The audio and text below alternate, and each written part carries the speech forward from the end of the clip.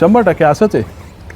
कारण ही जी चेन आहे पालिका अधिकारीपासून रजिस्ट्रेशन ऑफिसपासून माझं तर म्हणणं आहे बँकांच्या काही अधिकारी पण याच्यात सामील असू शकतात. कारण सर्च रिपोर्ट असल्याशिवाय या गोष्टी होत नाहीत.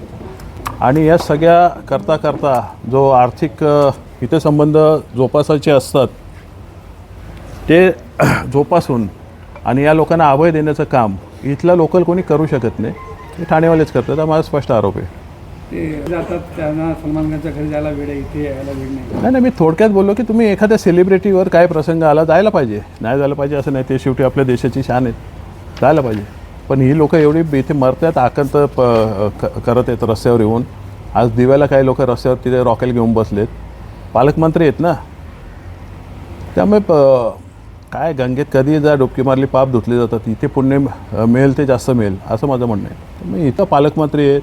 नगरविकास खातं त्यांचं आहे. त्याने येऊन जायला पाहिजे. मुलगा आहे ते खासदार आहे. 6 महिने जे पक्षात आहेत त्यांची आता भूमिका आहे. परत 6 महिन्यात ते परत जाणार नाही असं तुम्ही एक विधान केलं. नाही, माझं म्हणणं तो दीपेश म्हात्रेंच्या बद्दल आहे की दीपेश म्हात्रे 6 महिन्यापूर्वी उभाटा गटात आलेले आहेत. चांगलं काम करतात. लोकांच्या पाठीशी उभी आहेत. मला त्यांचा फोन होता की तुम्ही पण या सर्वपक्षीय बोलवलेत. मी म्हटलं माझी भूमिका थोडी वेगळी आहे. मी वेगळी मांडणार आहे. माझं त्यांना विनंती आहे की अजून 6 महिन्यात तुम्ही परत घरवापसी करणार नसाल तर ही तुमच्याकडे अख्खी चेन आहे. त्यांना अख्खा माहिती आहे कोण कसा पैसा जमा करतो, कोण काय आहे.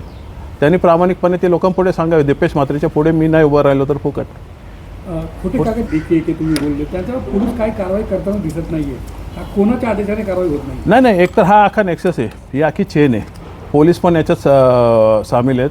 कधी कधी पोलिसांवर दबाव आणला जातो एक काम फुकट कर. परंतु 10 कामात ते पण सहभागी असतात. ही बांधकामं जी आहेत ही काय एका रात्रीत वर येत नाहीत. वॉर्ड ऑफिसर सर्वात मोठा जिम्मेदार असतो याच्यात. सर्वांना सर्व माहिती असतं. त्यामुळे हे पुरी एक चेन आहे आणि ही चेन तोडत नाही तोपर्यंत इथे काय होणार नाही. आणि जोपर्यंत यांचा आका जो ठाण्यात बसलेला आहे तो याच्यावर काही डिसिजन घेत नाही आता तरी बस करूया या अनुषंगाने जर वाटचाल केली तर लोकांनी दिलासा मिळेल. रहिवाशांना दिलासा मिळेल यासाठी मनसेकडून काय म्हणजे काय भूमिका असणार? नाही, रहिवाशांसाठी आम्ही त्यांच्या पाठीशी उभे आहोत. परंतु मी बोललो ना मराठा आरक्षणमध्ये कसे सगळे बोलतात की मराठा आरक्षण मिळालंच पाहिजे. कसं आमच्या पुढे ह्या बाबतीत तसाच प्रश्न आहे. यांना दिलासा देणार कसं? त्यांना काय आर्थिक मदत असेल, लिगल ओपिनियन कोणाकडनं घ्यायचं असेल, त्याच्यासाठी काय असेल ते आम्ही निश्चित देऊ. त्यांना माणुसकीच्या नात्याने त्यांना ती मदत करू. परंतु सरकार आमचं नाही आहे.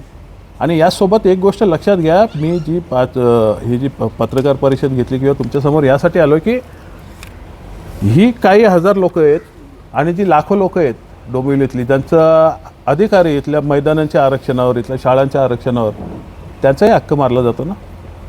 त्यांच्याबद्दल पण कुठेतरी बाजू घ्यायला पाहिजे ना.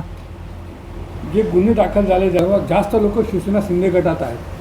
तुम्ही नाव ना घेता बोलले, एक गट बोलले, तर त्यावर तुमची काय प्रतिक्रिया? तुमच्या प्रश्नातच माझं उत्तर आहे. हे सगळे शिंदे गटात नव्हते पूर्वी. तुम्ही जर इतिहास बघाल मागच्या यांचा तर यांचे पक्ष वेगळे होते. यांना धमक्या देऊन घेतलेले आहेत. माझ्या या विधानसभेच्या निवडणुकीच्या वेळेस या लोकांना असंच वापरलं आणि हीच सवय लागणार आहे.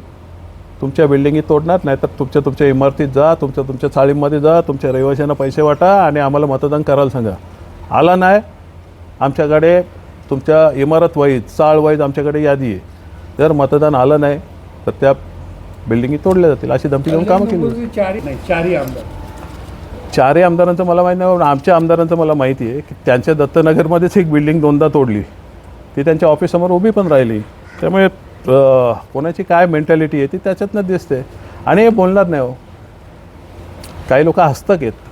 ते दिसायला फक्त आमदार आहेत असं तर त्यांना शुभेच्छा आहेत माझ्या. परंतु कदाचित त्यांचा हात फ्रॅक्चर झाला म्हणून आले नसतील या प्रकरणात लोकांपुढे. येतील पण भूमिका काय मांडतील? स्वतःच्या वॉर्डातल्या इमारती कशा उभ्या राहिल्या हे कोणी बघत नाही. त्यामुळे हे सगळे चट्टेबट्टे एकाच थाळीतले आहेत. त्यामुळे कोणी काय करणार नाही. हो, एक धक्कादायक बाब मला समजली की या 65 बिल्डिंगमधलंच एका इमारतीचं रजिस्ट्रेशन आता नुकतीच झालेलं आहे. तेव्हा एवढे निगरगट्ट झालेले आहेत ही लोक. कोणावर काय वाचक नाही. आहे ना आम्हाला वाचवणारा करा बिंदास. आज तुम्ही या रहिवाशांना ठाणा आणि मुंबईत बोलून घेता. त्याच्याकडे यायला पाहिजे ना. याने येतील कुठल्या तोंडाने? सांगतील काय? नगरविकास खातं पण यांचं आहे. सगळं मुख्यमंत्री असताना एकनाथ शिंदे बोलले होते की एकही यापुढे अनधिकृत बांधकाम होणार नाही. दिव्यात बघा तुमचेच नगरसेवक पार्टनर आहेत अनधिकृत बांधकामामध्ये. आज ती लोक रस्त्यावर आहेत. आज ठाकरे ह्याच्यावरती तर आपलं काय मत आहे? नाही, मी नाईक साहेबांनाही भेटणार आहे कारण त्यांच्याकडनं होप्स पण आहेत. ते जेव्हा इथे दरबार घेणार आहेत 2 मिनिट तेव्हा मी भेटणार आहेत. मला पुन्हा तेच म्हणणं आहे की दीपेश म्हात्रे तिथे घेऊन गेलेले खूप चांगलं काम केलेलं त्याने. लोकांना सरकार पुढे घेऊन जाण्यात त्यांचा फायदा आहे. परंतु माझं त्या अगोदर त्यांना सांगणे परत की तुम्ही चेन एकदा सांगा ना, किंवा तुम्ही सांगा मला माहीत नाही, आम्ही ठेवू विश्वास.